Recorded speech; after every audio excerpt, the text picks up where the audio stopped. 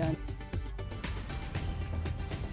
We're here live in Vestavia Hills after 3 people were shot inside of this church, St. Stephen's Episcopal Church. We're going to have more on the investigation, more on the suspect, and we're going to hear from church leaders in just a moment. And there's an outpouring of community support and prayers from people across the country. We're going to talk a little bit about that and a prayer vigil that will happen here in Mountain Brook later this morning.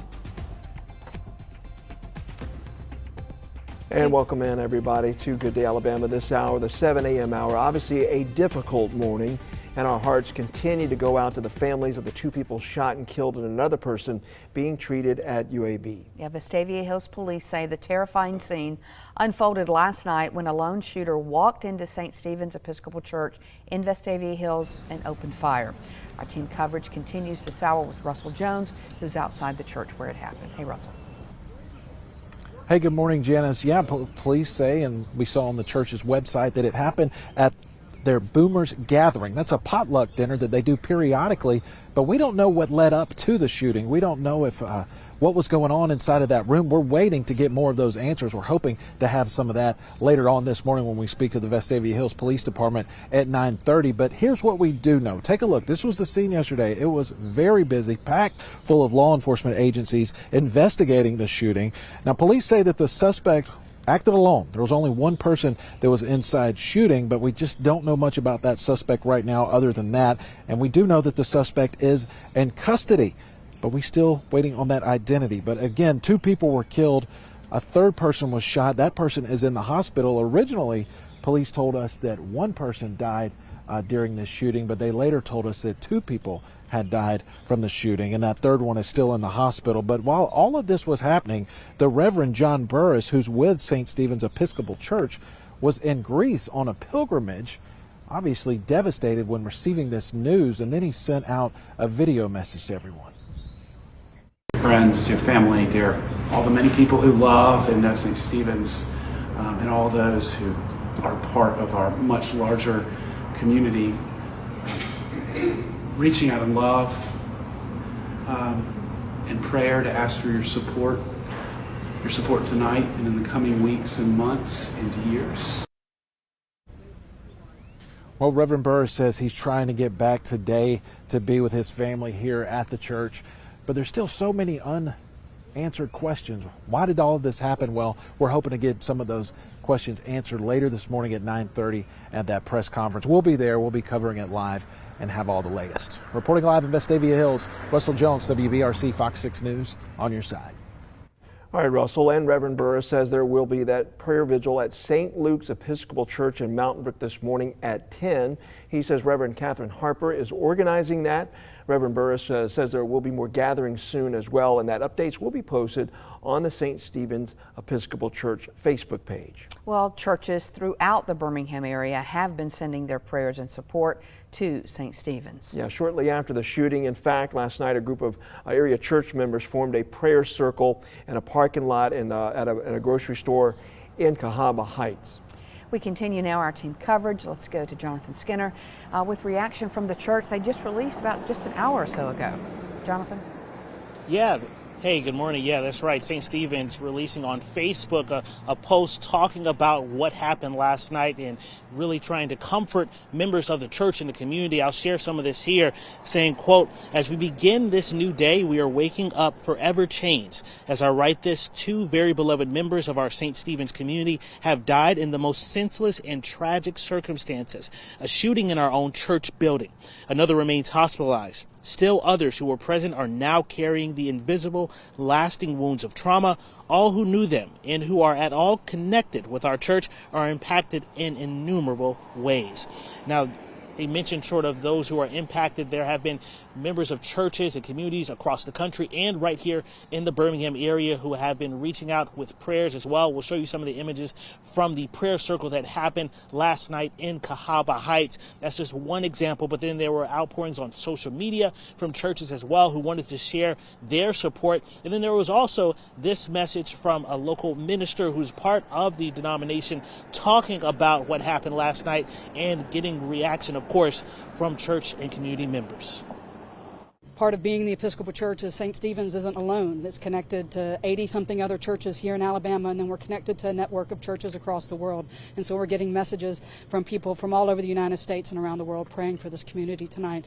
And we'll continue to pray for those that have been hurt, that they have healing, for the doctors and nurses that are tending to them, but also praying for this community that is going to be very shocked and hurt as we learn more information. Now, Russell mentioned that the press conference we're hoping to get more information at, that starts at 9:30. At 10 o'clock here in Mountain Brook at St. Luke's Episcopal, they will be having a prayer vigil here as well, so we will be here for that also. Reporting from Mountain Brook, Jonathan Skinner, WBRC Fox 6 News, on your side. All right, Jonathan, thank you. And reaction this morning as well from the governor's office. Yeah, Governor Kay Ivey issued a statement. She offered prayers for the victims' families and also the entire church community. Says she's glad to hear that the shooter is in custody. She continued by writing out, "This should never happen in a church, in a store, or in a city, or anywhere." Again, we expect to learn more this morning about the shooting, the victims, and the suspect, and a possible motive. Yeah, that news conference we mentioned will be this morning at 9:30, and we will, of course, bring that to you during our newscast at that time. All right, now we will turn to take a look at our forecast with Mickey. Mickey, good morning. Hey, good morning to y'all. We had some storms that were brewing a little while ago, but they've just kind of fizzled out there into western Jefferson County, Walker County. It was pretty isolated, so no more problems with that except just a few sprinkles. Temperature readings are warming up fast. We're at 78 degrees into Birmingham, Tuscaloosa at 78 degrees with that sun coming on up here. And here's where we're headed, into the 90s, but the feels like temperatures, yep, again. And today, we've got that heat index between 105 and 109. Drier air, by the way, for the weekend. We just got to get through today, drink lots of fluids, and try not to overdo it outside. So some better news coming our way, especially by Father's Day Sunday. How's the news in traffic there, Tori? Well, we had a couple of issues on 59, but those seem to be clearing up. Mickey's some good news there for you as you travel. 59 northbound, this is near the Highway 11 exit, Main Street there. As you are leaving Trussville, heading into Springville, got a little delay because of some road work. That is actually clearing up. Also, that crash we told you about in the last hour on 59 northbound, past 459 there and the Trussville area as well, that has cleared up. So we're giving that the thumbs up. So that's some good news there. As we take a live look here at 707 at the downtown junction there, 2059-65 in downtown Birmingham. Traffic moving nice and smoothly. And across the area, we are in pretty good condition with the exception of that slowdown we have in the Trussville area. Mike?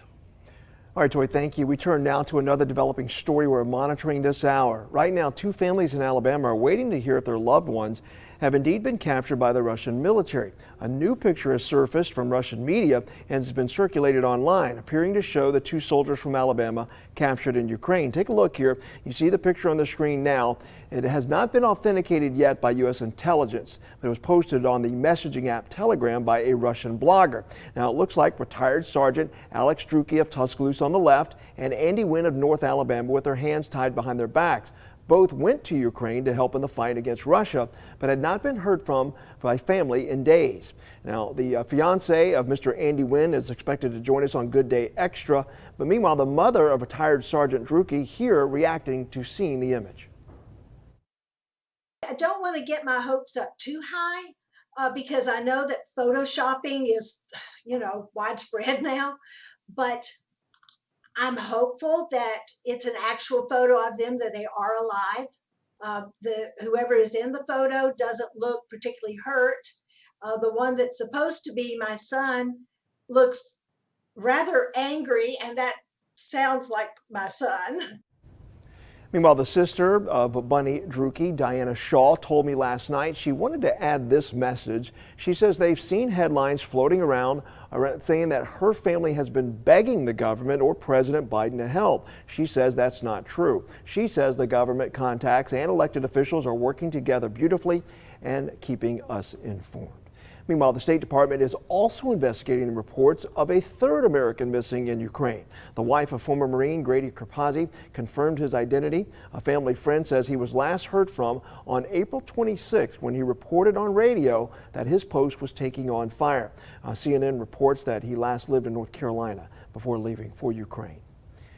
Meanwhile, new this morning, Birmingham police arrest a woman they say made threats towards students and staff at a local daycare. Police say Kayla Warren is charged with making terroristic threats towards a school. Officers say this happened after an altercation with a staff member at New Hope Preschool. And also this hour, while we all feel the impact of high prices, President Biden is saying a recession is not as certain to happen as some economic analysts believe as he pushes off blame for inflation. Doug Luzader has more from Washington this morning after another tough day for those of you with 401ks. The president may not see a recession coming, but the markets are another matter. The White House and everyone else bracing now for another turbulent day on Wall Street. A roller coaster has nothing on the stock market these days. First, relief this week after the Fed announced an interest rate hike, and then a free fall when the news actually sank in. We celebrated the day of the announcement because it's sort of a sigh of relief that they didn't do anything crazy, and then the next day we've had a rethink. In his first sit-down interview in months, President Biden told the Associated Press that a recession isn't inevitable. But with gas prices still hovering at $5 a gallon, he said people are really down. That, he says, is the result of COVID. And sky-high inflation, he argues, wasn't the fault of record government spending, an idea he calls bizarre. If it's my fault, he said, why is it the case in every other major industrial country in the world that inflation is higher? You ask yourself that. I'm not being a wise guy. But that claim isn't true. There are a number of major industrial countries with lower inflation than the U.S. right now. Him saying that a huge increase in government spending doesn't cause inflation means he's utterly clueless. Joe Biden is doing a very good job under very difficult circumstances. Democratic allies say the president is doing the best he can, but there are concerns. And yesterday, White House officials were seen leaving Capitol Hill after talking strategy on the economy. And that strategy will be critical heading into November, with the economy still the chief concern among voters. In Washington, Doug Luzader, Fox News. Well, in a moment, an update on those negotiations in the Senate on gun control-related legislation, why there's growing concern among supporters that a deal won't be reached before summer recess. And we're on your side with information on a recall, why these medication bottles are posing a threat.